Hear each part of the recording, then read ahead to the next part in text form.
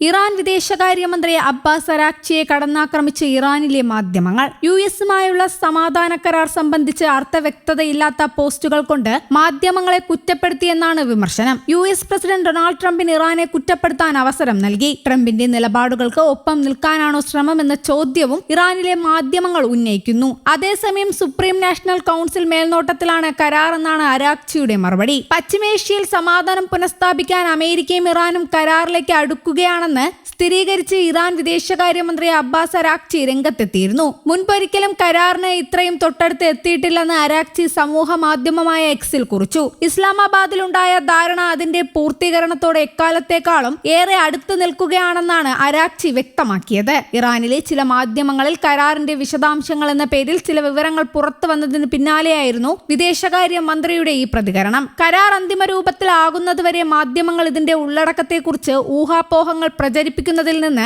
വിട്ടു നിൽക്കണമെന്നും അദ്ദേഹം അഭ്യർത്ഥിച്ചു. ഇറാന് ഉത്തരവാദിത്തത്തോടെയുള്ള സുതാര്യമായ സമീപനമാണ് ഉള്ളതെന്നും കരാറിന്റെ എല്ലാ വിവരങ്ങളും യഥാസമയം പൊതുജനങ്ങളുമായി പങ്കുവെക്കുമെന്നും അരാക്ചി കൂട്ടിച്ചേർത്തു. പിന്നാലെ ഇറാൻ വിദേശകാര്യമന്ത്രിയുടെ എക്സ് പോസ്റ്റിന്റെ screenshot US president Donald Trump പിന്നീട് തന്റെ സോഷ്യൽ മീഡിയ പ്ലാറ്റ്ഫോമായ ട്രൂത്ത് സോഷ്യലിൽ പങ്കുവച്ചു. എന്നാൽ ഇറാനിയൻ മാധ്യമങ്ങളിൽ വന്ന കരാറിലെ വിശദാംശങ്ങൾക്കെതിരെ ട്രംപ് രൂക്ഷ വിമർശനം ഉന്നയിച്ചു. മാധ്യമങ്ങളിൽ വന്ന വാർത്തയ്ക്ക് ഇരു രാജ്യങ്ങളും തമ്മിൽ ലിഖിതമായി അംഗീകരിച്ചിട്ടുള്ള വ്യവസ്ഥകളുമായി യാതൊരു ബന്ധവുമില്ലെന്ന് ട്രംപ് വ്യക്തമാക്കി.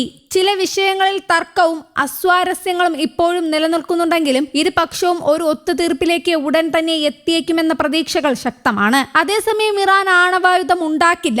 ഹൊർമൂസ് 30 ദിവസത്തിനകം പഴയപടിയാക്കും. ഇറാന്റെ പുനർനിർമ്മാണവും മരവിപ്പിച്ച ഫണ്ടും ഉൾപ്പെടെ വൻതുക അമേരിക്ക ഇറാന് നൽകേണ്ടി വരും. ഇറാന് മേലുള്ള ഉപരോധങ്ങളും നീക്കുമെന്നെല്ലാമാണ് ഇറാനിലെ മാധ്യമങ്ങൾ പുറത്തുവിട്ട വിവരങ്ങൾ. അതേസമയം ഇസ്രായേലിനെ സംബന്ധിച്ച് സുഖകരമല്ലാത്ത ചില വിവരങ്ങളുണ്ട് ഇറാന്റെ മെഹർ ഏജൻസി പുറത്തുവിട്ട പട്ടികയിൽ. മിസൈൽ ശേഷി മേഖലയിലെ സംഘങ്ങൾക്ക് ഇറാൻ നൽകുന്ന പിന്തുണയും ചർച്ചയിലില്ലെന്നാണത്. യുറേനിയം ശേഖരം എന്ത് ചെയ്യണമെന്നതും സമ്പുഷ്ടീകരണം ഏത് തോത് വരെ എന്നതും മാത്രമാണ് ആണവ വിഷയത്തിലെ ചർച്ച. അതായത് ഇസ്രായേൽ ആവശ്യപ്പെടുന്നത് പ്രകാരം ആണവ കേന്ദ്രങ്ങൾ തകർക്കുകയോ പൂർണ്ണമായി ഉപേക്ഷിക്കുകയോ ചെയ്യില്ല. ഇവയെല്ലാം അന്തിമ ധാരണയിൽ ഇടം പിടിക്കുമോ എന്നതാണ് ഇനി അറിയാനുള്ളത്.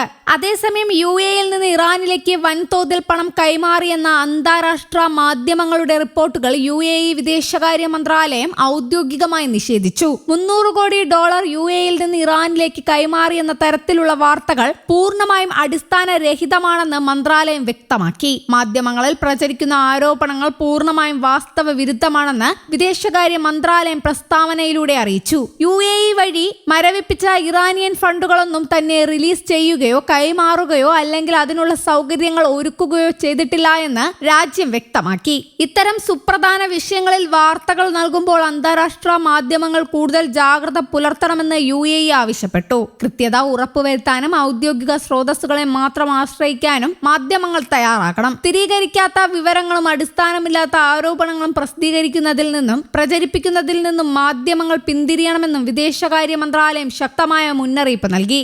News desk Kerala Kaumudi.